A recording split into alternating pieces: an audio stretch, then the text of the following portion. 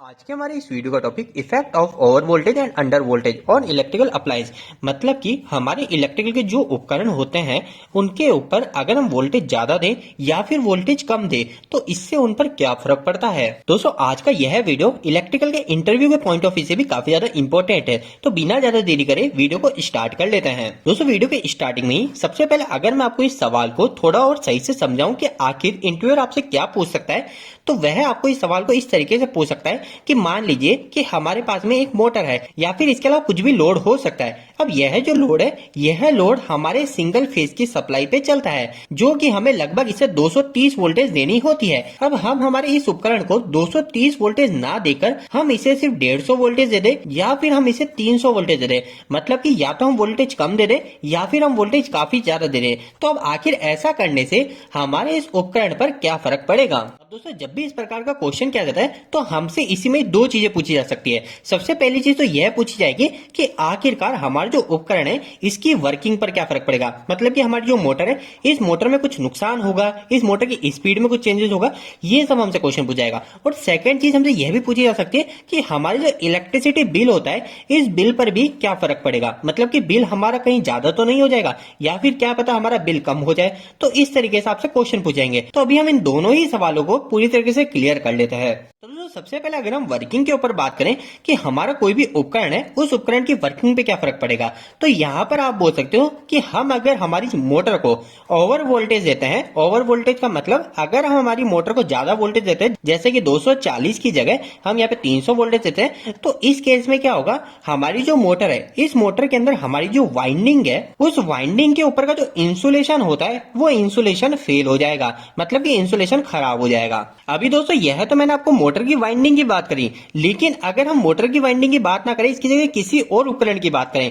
या फिर हम किसी उपकरण की बात ना करके हम डायरेक्ट हमारे इलेक्ट्रिकल में जो वायर उपयोग में लेते हैं ना, केबल उपयोग में लेते हैं, उस केबल की बात करें तो क्या होगा। हम सभी को पता है हमारी जो केबल होती है इस केबल के ऊपर लिखा रहता है कि इसमें से हम कितने वोल्टेज गुजार सकते हैं। जैसे कि मान लीजिए इस केबल की जो कैपेसिटी है वो कैपेसिटी इसके ऊपर लिखी हुई है सिर्फ 240 वोल्टेज। वैसे केबल के ऊपर ज्यादा वोल्टेज लिखे रहते हैं पर मैं उदाहरण के लिए मान लेता हूँ इस केबल के ऊपर सिर्फ 240 वोल्टेज लिखे है। अब अगर मैं इस केबल को 240 वोल्टेज के बाद 300 वोल्टेज इसके अंदर से निकालता हूं तो क्या होगा दोस्तों, इस केबल के ऊपर का जो इंसुलेशन लगा हुआ है ना, हम सभी को पता है हमारा जो ये केबल है इस केबल के अंदर जो कंडक्टर है इस कंडक्टर के ऊपर एक इंसुलेशन लगा होता है जिसके लगे होने के कारण हमें कभी करंट का झटका नहीं लगता। साथ ही साथ हमारा जो ये वाला वायर है ये वायर किसी दूसरे वायर से टच नहीं होता, शॉर्ट सर्किट नहीं होता, तो वो जो इंसुलेशन है दोस्तों वो इंसुलेशन ही खराब हो जाएगा। और यही चीज मैंने मोटर के केस में आपको बताई थी। मोटर के अंदर हमारी क्या होती है, अंदर हमारी मोटर की वाइंडिंग होती है और वो जो वाइंडिंग में जो वायर का उपयोग लिया जाता है उस वायर के ऊपर भी हमारा इंसुलेशन होता है। इन सभी बातों का मतलब सिर्फ इतना सा ही है कि जब भी ओवर वोल्टेज की बात आती है कि हम हमारे उपकरण को ज्यादा वोल्टेज दे रहे हैं तो उसके कारण हमारे उपकरण के अंदर जो भी इंसुलेशन हम उपयोग में ले रहे हैं वो इंसुलेशन फेल होने के चांस होते हैं, हमारे इंसुलेशन का ब्रेकडाउन हो जाता है।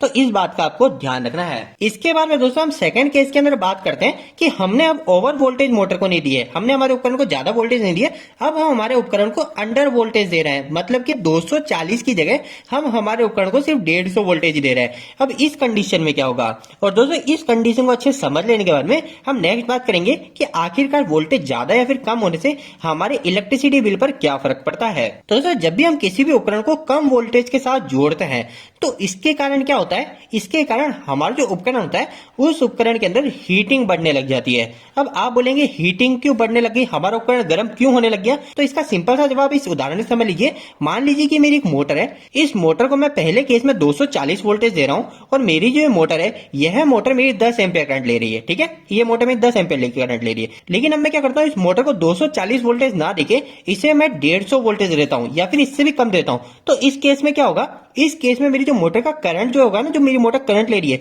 ये करंट यहां से डायरेक्ट चेंज हो जाएगा, करंट हमारा मोटर ज्यादा लेने लग जाएगी, जैसे मान लीजिए 15 एम्पियर या फिर 20 एम्पियर करंट लेने लगे। तो ये हमारे चेंजेस आ जाते हैं वोल्टेज के कम करने से। जैसे हम वोल्टेज कम करते हैं इतने में हमारा उपकरण जो होता है वो उपकरण ज्यादा करंट लेने लग जाता है, और अगर हमारा उपकरण उसकी कैपेसिटी से ज्यादा करंट लेगा तो हम सभी को पता है उस उपकरण के अंदर हीटिंग बढ़ने लग जाएगी। हीटिंग मतलब वह उपकरण गर्म होने लग जाएगा। और एक बात हम सभी को पता है है हमारी जितनी भी चीजें होती है, चाहे ये पेन हो चाहे कॉपी हो, इन सभी की एक लिमिट होती है कि कितनी हीटिंग को, कितने तापमान को झेल सकते हैं। अगर उससे ज्यादा इसका तापमान चले जाएगा हमारे उपकरण का, तो हमारा जो उपकरण है ये उपकरण जल जाएगा। तो अब आपको दो बातें सिर्फ यही याद रखनी है, जब भी ओवर वोल्टेज की बात हमारे सामने आती है तो ओवर वोल्टेज के कारण हमारे उपकरण के अंदर जो भी इंसुलेशन उपयोग में लिया जा रहा है वो इंसुलेशन फेल हो जाता है, मतलब कि इंसुलेशन के ब्रेकडाउन होने का खतरा होता है। और सेकंड केस में जब भी अंडर वोल्टेज की बात होती है तो अंडर वोल्टेज होने के कारण हमारे जो उपकरण है वो उपकरण एम्पियर ज्यादा लेने लग जाता है, और अगर हमारा उपकरण उसकी कैपेसिटी से ज्यादा एम्पियर लेगा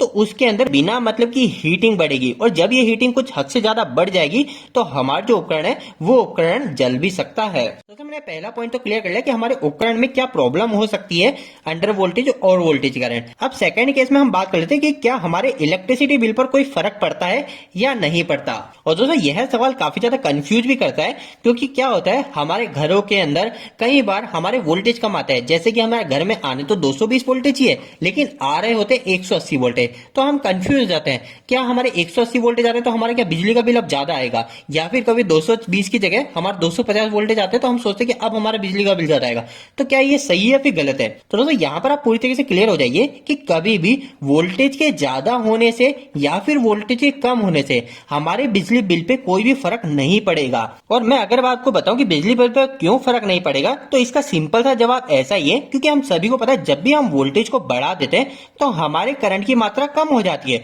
और जब भी हम वोल्टेज को कम कर देते हैं तो हमारे करंट की मात्रा बढ़ जाती है। और आपको एक बात यह भी पता होनी चाहिए कि जब भी हम इलेक्ट्रिसिटी बिल को निकालते हैं तो हम क्या करते हैं, वोल्टेज और करंट का ही मल्टीप्लाई करते हैं। अगर आप अभी भी कंफ्यूज हो रहे हो तो इसके ऊपर मैंने एक डेडिकेटेड वीडियो बना रखा है, उसके अंदर मैंने आपको इस चीज को पूरी तरीके से क्लियर कर रखा है। वो वीडियो आपको इसी वीडियो के एंड स्क्रीन में मिल जाएगा, आप वहां से वीडियो देख लीजिएगा। लेकिन दोस्तों यहाँ पर एक बात जरूर ध्यान रखिए, आप कभी भी टेंशन फ्री मत हो जाइए कि हमारा जो वोल्टेज है वो वोल्टेज कम आ रहा है ज्यादा आ रहा है, उससे हमारे बिजली पे बिल पे तो कोई फर्क ही नहीं पड़ रहा, तो हम बिल्कुल फ्री हो जाते हैं। दोस्तों ऐसा बिल्कुल भी नहीं करना है, क्योंकि अगर हमारे उपकरण को हम वोल्टेज कम या फिर ज्यादा देंगे तो उसके कारण हमारे जो घर में उपकरण लग रहे हैं वो उपकरण खराब होने के चांसेस बढ़ जाते हैं, जो कि मैंने आपको बताया कि वोल्टेज ज्यादा होने से उसका इंसुलेशन ब्रेक हो सकता है, और अगर हमारा ज्यादा वोल्टेज कम हो गए तो हमारे जो उपकरण है वो ज्यादा हीट होकर जल भी सकता है। तो दोस्तों उम्मीद है कि आज के इस वीडियो के माध्यम से आपको कहीं ना कहीं कुछ बेहतर जानकारी मिली होगी। आपको ये वीडियो कैसा लगा, इस वीडियो को लाइक करके जरूर बताएं। अगर आपका कोई भी सवाल इस वीडियो के प्रति या फिर इलेक्ट्रिकल जरूरत है, आप मुझे नीचे कमेंट बॉक्स में कमेंट करके पूछ सकते हैं। इलेक्ट्रिकल वीडियो अगर आपने देखना पसंद करता है आज हमारे चैनल को सब्सक्राइब कर लीजिए। आज के लिए इतना ही, धन्यवाद।